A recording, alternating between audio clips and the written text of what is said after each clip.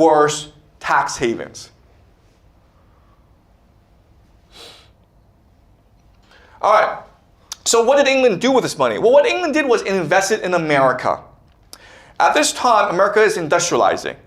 And what's interesting about America is only a few individuals were able to monopolize entire industries. This is Cornelius Vanderbilt, and he monopolized the railway industry. How did he do that?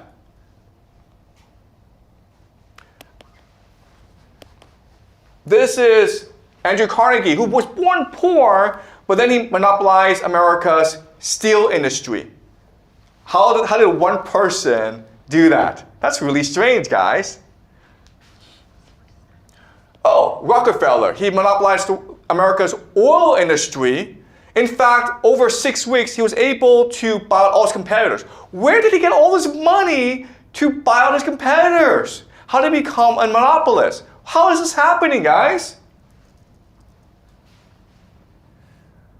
J.P. Morgan, he monopolizes America's financial industry, and he creates something called the Federal Reserve, which is a system they still have today, where America is ruled by private banks.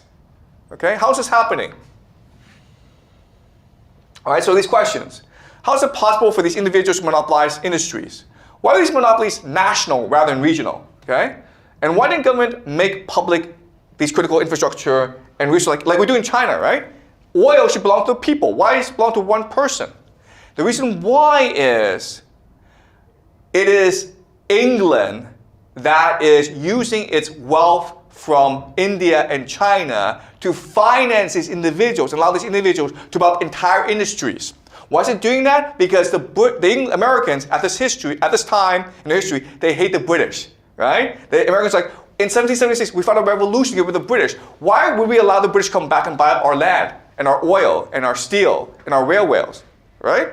Therefore, they needed people like John Rockefeller and Carnegie to act as their agents. Okay, does that make sense?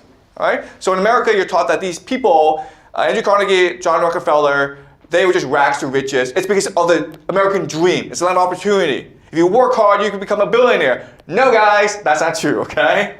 If you belong to a secret society, if you are financed by the British Empire, you could become a billionaire. And guess what, guys? We have the same system today. Bill Gates,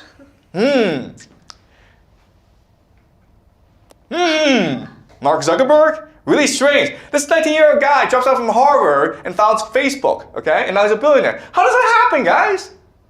Well, it must be the American dream. Oh, ChatGPT, guys. Really strange. If you have a dream and you just follow it, you can become a billionaire in America. Yeah. It's all just a scam, right? Google, it's all just a scam, okay? What you need to understand about these companies is they were all founded with US military technology that is public, okay? The internet, it's a US military technology. Google, these search engines, it's all US military technology. And they were given to these guys for free. Why would they do that? Okay, again, if you think that we're ruled by secret societies, and it's really secret societies that control the world, and they want this technology out there to better surveil people, it makes a lot more sense, right? Because if the Pentagon said, hey, with this free computer that you can use, you'd be like, I'm not going to use this computer because you'll spy on me, right? But if Mark Zuckerberg says, hey, free Facebook, guys, want to use it? You're like, yeah, sure, Facebook, yeah. He's a dork from Harvard. Of course he can be trusted, right? Same strategy, okay, guys?